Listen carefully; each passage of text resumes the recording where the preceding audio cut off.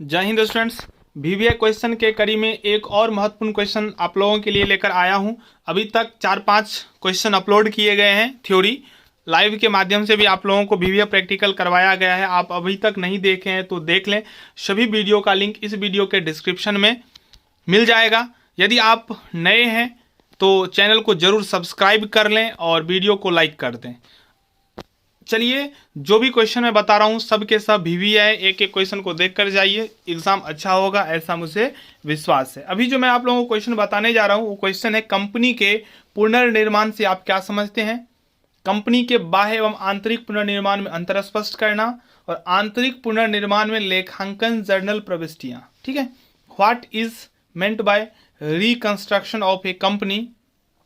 फिर उसके बाद डिफरेंस आपको बताना है एक्सटर्नल एंड इंटरनल रिकंस्ट्रक्शन में, और जर्नल एंट्री भी आपको बताना है। सबसे पहले देखिए, नाम से स्पष्ट है, आप किसी भी वर्ड को नाम से याद करने की कोशिश कीजिए। पुनर्निर्माण, पुनर्निर्माण का मतलब होता है जो पहले से निर्माण है उसमें आप थोड़ा सा चेंजेस ला रहे हैं। ठीक है, ये होता है पुनर्निर्माण।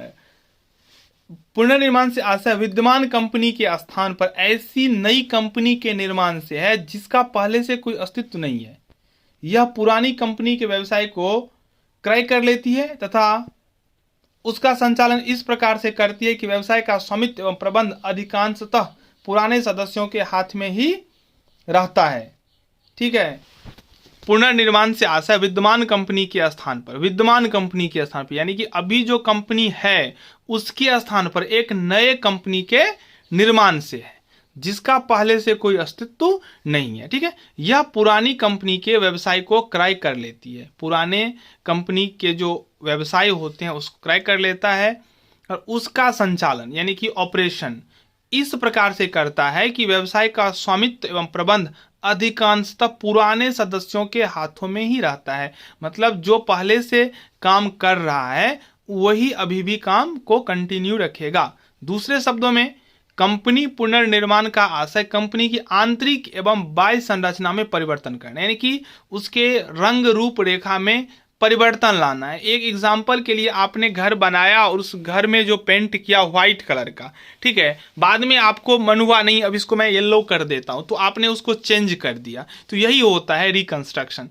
यह एक नई कंपनी की संरचना करने की एक ऐसी विधि है जिसमें पुरानी समस्त संपत्तियों को नई कंपनियों द्वारा इस प्रकार से लिया जाता है ताकि पुराने अंशधारियों के हितों में बहुत अधिक परिवर्तन न हो। ठीक है, एक ऐसी कंपनी जिसका अधिकांश पूंजी नष्ट हो चुकी हो या जिसके सफल होने की आशा नहीं रह गई हो, सदस्यों द्वारा या न्यायालय द्वारा समर्पित किए जाने की अपेक्षा पुनर्निर्माण की जा सकती है।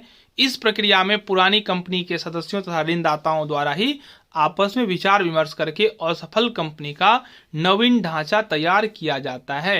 यानी कि पहले से जो विद्यमान कंपनी होता है उसी कंपनी में आंतरिक या बाह्य परिवर्तन करके एक नए सिरा से कंपनी को चलाने का प्रयास किया जाता है। यानी कि पुनर्निर्माण के प्रकार दो प्रकार के, आंतरिक और बाह्य। आंतरिक पुनर्निर्माण क्या होता है, तो थोड़ा सा अगर देख लीजिए, अगर घर ही है, आपके पास पुराना घर है, उस घर में कहीं कहीं दीवार टूट गया है, कलर झड़ गया है, तो आप क्या करेंगे, तो जहां जहां रिपेयरिंग की आवश्यकता होती है आप उसको ठीक करके मकान को यूज कर सकते हैं। तो ये होता है आंतरिक पुनर्निर्माण। ठीक है, इंटरनल रिकंस्ट्रक्शन। लेकिन बाह्य पुनर्निर्माण होता है पूरे स्ट्रक्चर को ही गिराकर फिर से नया स्ट्रक्चर खड़ा कर देना। ठीक है, चलिए आप तो यहां तक आपने समझ ही लिया होगा। परिभाषा के रूप में आंतरिक पुनर्निर्माण एक ऐसी प्रक्रिया जिसके अंतर्गत संपत्तियों का पुनर्मूल्यांकन, दायित्वों का पुनः आकलन, हानियों का अपलेखन, अंशों के चुकता मूल्य में कमी इत्यादि के द्वारा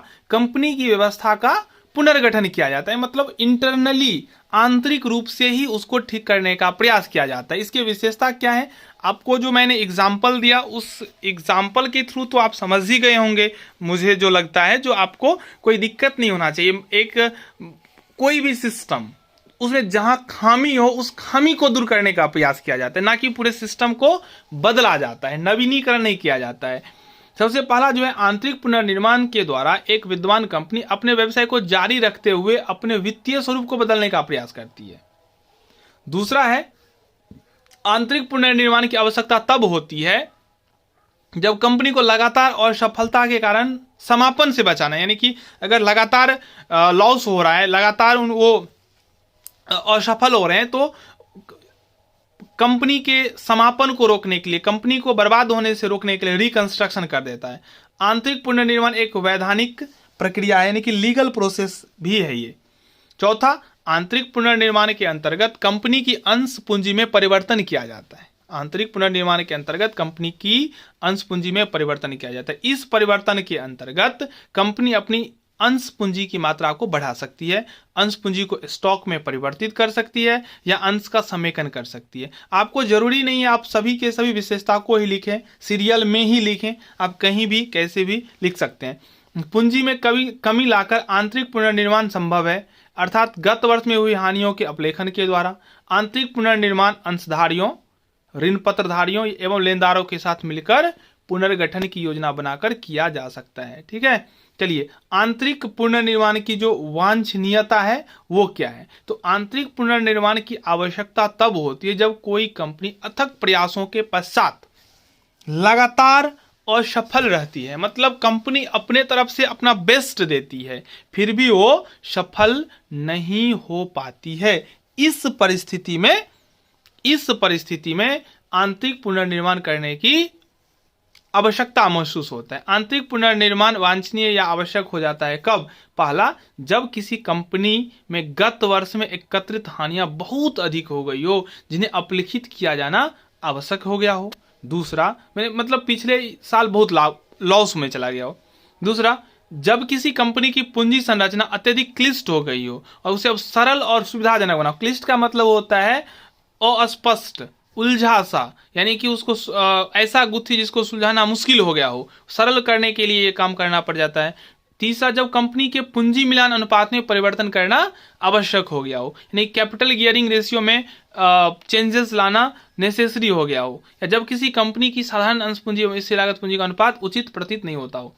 चलिए, आंतरिक पुनर्निर्माण की विधि में पहला है अंश पूंजी में परिवर्तन, अंश पूंजी में कमी। परिवर्तन से भी यह हो सकता है बढ़ाना या घटाना भी परिवर्तन होता है। ठीक है, अंश पूंजी में परिवर्तन करके फिर देख लीजिए, अंश पूंजी में कमी करके शोधन सब करके ये सब हो जाएगा। ठीक है, बाह्य पुनर्निर्माण क्या होता है? अब देखिए, जब एक विद्यमान कंपनी आर्थिक कठिनाइयों के कारण वो कई वर्षों में हानि होने वाली लगातार या अन्य किसी कारण से अपना समापन करती है, वो जो होता था आंतरिक, वो समापन से बचने के लिए ये अपना समापन करती है और इसे लेने के लिए दूसरी नई कंपनी का निर्माण करती है। यानी कि अगर बहुत ज़्यादा डैमेज हाउस है तो उसको ब्रेक कर दिया जाता है, तोड़ दिया जाता है, उसकी जगह पे एक न्यू बिल्डिंग खड़ा कर दिया जाता है। ये होता है एक्सटर्नल रिकंस्ट्रक्शन। ठीक है, कंपनी का बाह्य पुनर्निर्माण करना कहा जाता है। क्रय करने वाली कंपनी अधिकतर नई स्थापित की हुई कंपनी होती है जो विशेषतया इस कार्य के लिए बनाई जाती है। इसके अंशधारी लगभग वही होते हैं जो पुरानी कंपनी के थे। वास्तव में पुनर्गठन भी पुनर्निर्माण का ही एक रूप है। चलिए, बाह्य पुनर्निर्माण के उद्देश्य, पहला, हानियों से भविष्य में बचने के लिए, यानी कि भविष्य में हानि न हो, लगातार जो हानि हो रहा था उससे बचे, इन सभी बातों को ध्यान में रखते हुए बाह्य पुनर्निर्माण किया जाता है। दूसरा, कंपनी के उद्देश्य को बढ़ाने के लिए, जब कोई कंपनी अपने उद्देश्य को इतना बढ़ाना चाहती है कि वह विद्यमान कंपनी के पार्षद सीमा नियम में दिए उद्देश्य के अंतर्गत नहीं आता है, मतलब पार्षद सीमा नियम में जो उन्होंने मेंशन किया है उतना उनको करना है, लेकिन अगर उससे आगे जाना होता है तो वो रिकंस्ट्रक्शन करके उसको एक्सटेंड करवा लेता है। ठीक है। तीसरा, रजिस्टर्ड कार्यालय को एक प्रदेश से दूसरे प्रदेश में ले जाने के लिए, यानी कि अपने ऑफिस को अगर हस्तांतरित करना चाहता है, एक प्लेस से दूसरे प्लेस में शिफ्ट करना चाहता है, तो इन सब परिस्थिति में भी ये बाह्य पुनर्निर्माण किया जाता है। ठीक है। कार्यशील पूंजी बढ़ाने के लिए भी बाह्य पुनर्निर्माण किया जाता है। अब डिफरेंस तो आप आसानी से बता सकते हैं अगर आप दोनों बातों को समझ गए हैं, यानी कि आंतरिक और बाह्य पुनर्निर्माण को। फिर भी मैं आप लोगों को अंतर बता देता हूं। पहला, जो विद्यमान कंपनी की बात करें तो विद्यमान कंपनी बनी रहती है, यानी कि आंतरिक पुनर्निर्माण में कंपनी खत्म नहीं होती है, चलती ही रहती है, यानी कि जो वर्तमान में है वही कंटिन्यू होगा। बाह्य पुनर्निर्माण क्या होता है, विद्यमान कंपनी को समापन कर दिया जाता है, उसके जगह पे एक नया कंपनी प्रारंभ किया जाता है। उसके बाद इसमें कोई नवीन कंपनी नहीं बनती है, इसमें नवीन कंपनी बनता है। इसमें पूंजी में कमी अनिवार्य होती है, इसमें पूंजी की कमी नहीं होती, वरन नई कंपनी की नई अंश पूंजी होती है।